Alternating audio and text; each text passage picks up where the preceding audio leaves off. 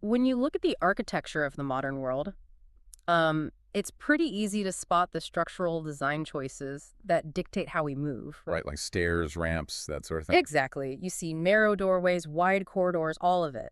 But there is a much more intimate layer of architecture that we interact with literally every single day. And for the vast majority of us, it is completely invisible. Right. I'm talking about the architecture of our clothing. So, we are looking at a huge stack of industry reports, demographic data, and supply chain analyses today. Yeah.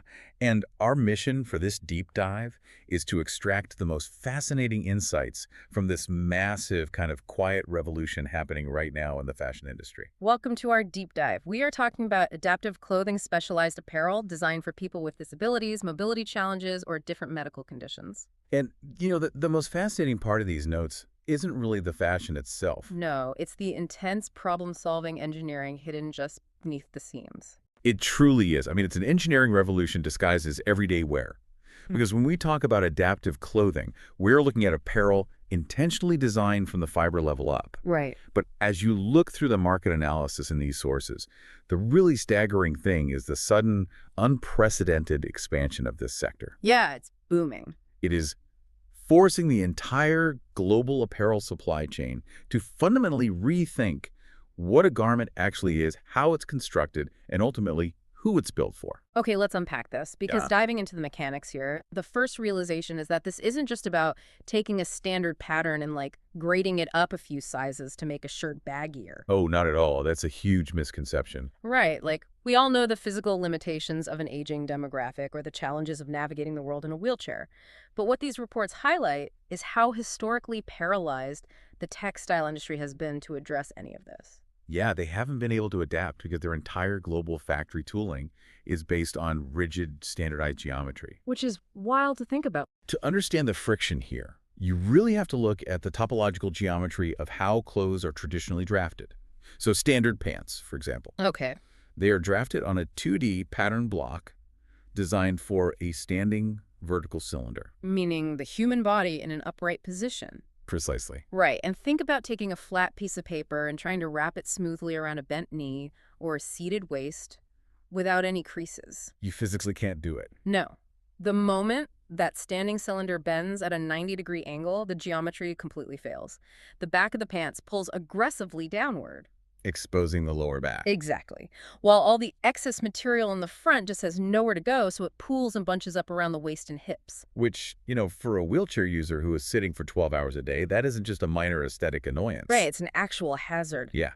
That excess bunched fabric, combined with standard structural seams running right under the thighs, it creates these intense friction points. Oh. And that can lead to severe medical issues, like pressure sores or restricted circulation.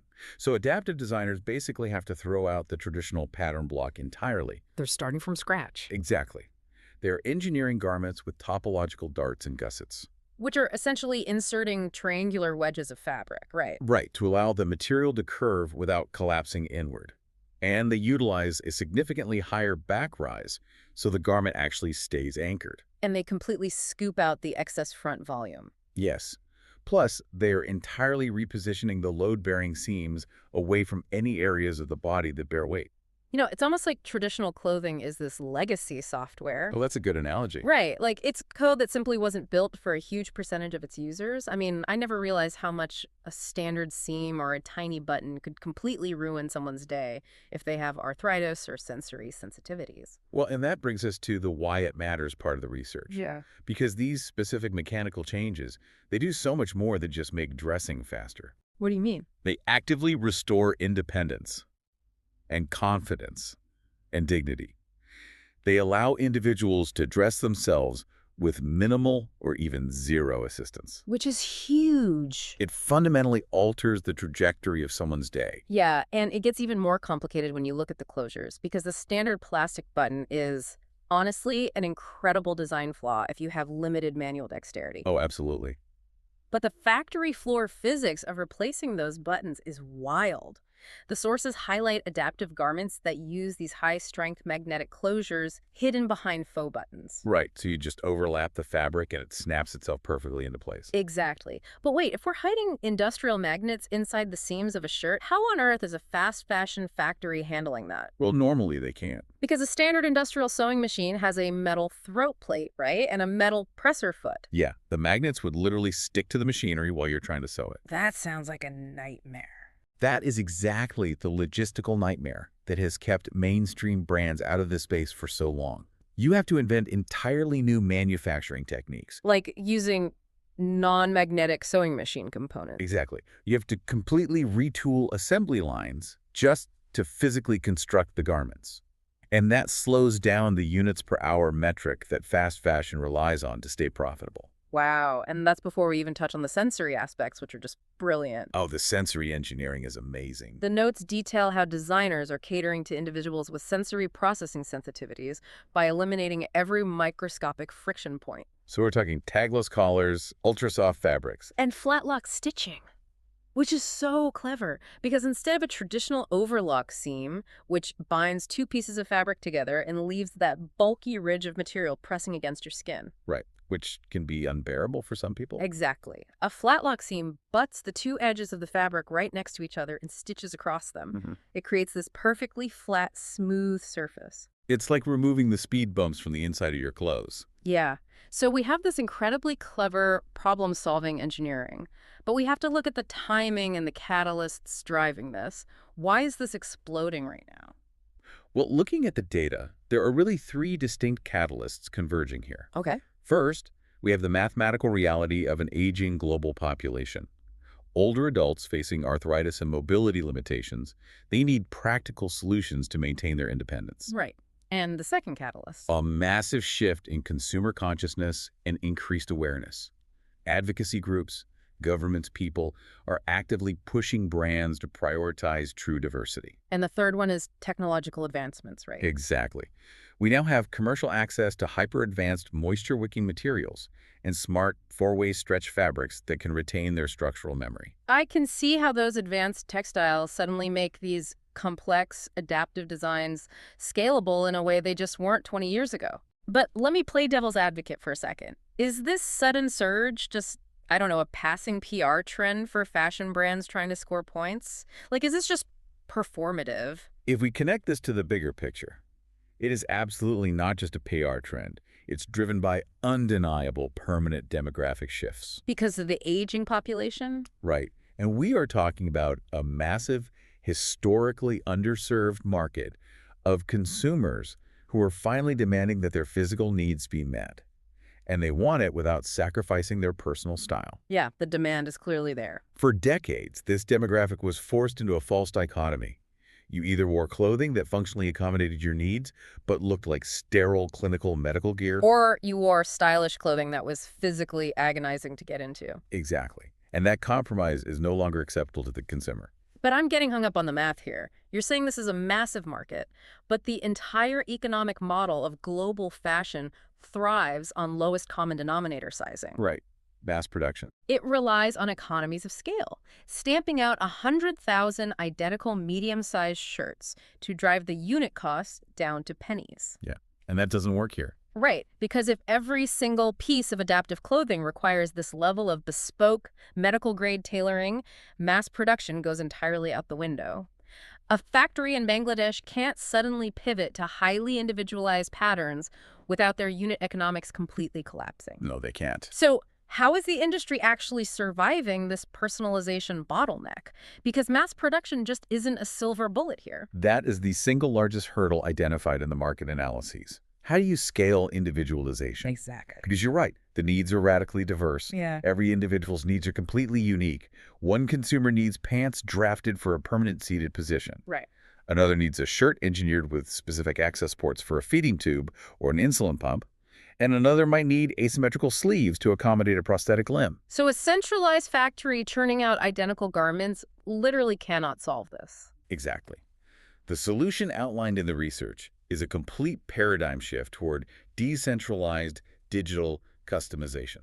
Here's where it gets really interesting, because the notes specifically highlight digital platforms like Apparelizer. Yes, Apparelizer is a great example. When you look at the mechanics of what this platform is actually doing, it's not just a directory of clothes, it's almost like a specialized matchmaker for the fashion ecosystem. It really is. It utilizes digital tools where a consumer can use their smartphone right from their home to capture their exact individualized measurements.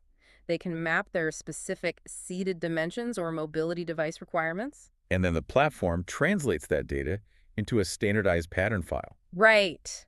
What's fascinating here is that platforms like Apparelizer don't just sell clothes, they are building an inclusive infrastructure that previously just didn't exist. By generating those highly specific digital pattern files. Exactly. The platform connects the consumer directly with a vetted network of professional fashion experts, accessible design consultants, local tailors, people who have the actual technical training to execute these modifications. So instead of a massive factory trying to guess what a million different people need, the platform distributes the labor to local experts. All right. They can download the pattern and create or alter the garment perfectly to the individual.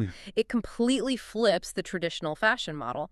Instead of forcing the person to adapt to the clothing, the platform ensures the clothing adapts to the person. Exactly. It empowers a decentralized network of entrepreneurs. So say you just need a standard off-the-rack jacket altered to include a split back for wheelchair access and magnetic closures. Okay. You now have a centralized digital hub to find the specific professional capable of doing that exact surgical alteration to your garment. Okay, but I have to challenge this whole inclusive infrastructure idea when you look at the actual cost to the consumer. That's fair. Because tailoring is incredibly labor intensive. If I need a custom jacket altered for a feeding tube and I have to hire a specialized professional off a platform like Apparelizer, I am easily paying triple the price of a standard off-the-rack jacket. Oh, at least. Are we just creating an accessibility tax? Because if adaptive clothing is brilliant, but it's fundamentally priced as a luxury good, then the industry is only solving the problem for wealthy people. It leaves the vast majority of that demographic behind. This raises an important question, and the research does not shy away from this economic reality. Customized, decentralized manufacturing inherently drives up the cost per unit. Right. The accessibility tax is a very real economic friction point right now. How do we balance the higher production costs with the need to make these garments affordable? Yeah, for the people who need them most. However, the data suggests we are in a transitional phase. As these digital platforms prove the massive consumer demand, mainstream fashion retailers are finally launching their own adaptive collections. Okay, so the big players are getting involved. Exactly. And when a multi-billion-dollar retailer applies their massive economies of scale to things like magnetic closures and flat lock seams, the baseline cost of those specialized components drops dramatically across the entire industry. Oh, I see. It's the classic curb cut effect. Yes. Perfect example. For you listening, the curb cut effect is when cities started cutting ramps into the curbs for wheelchair users, right? Yeah. And they suddenly realized it also helped parents with strollers, travelers with wheeled luggage, workers delivering heavy packages. It helped everyone. Exactly. When you design for the margins, when you focus intensely on solving the complex functional friction of the most underserved users, that focus on pure functional quality inevitably drives innovation for the entire mainstream market. That is exactly what is happening here. If a major brand engineers a perfectly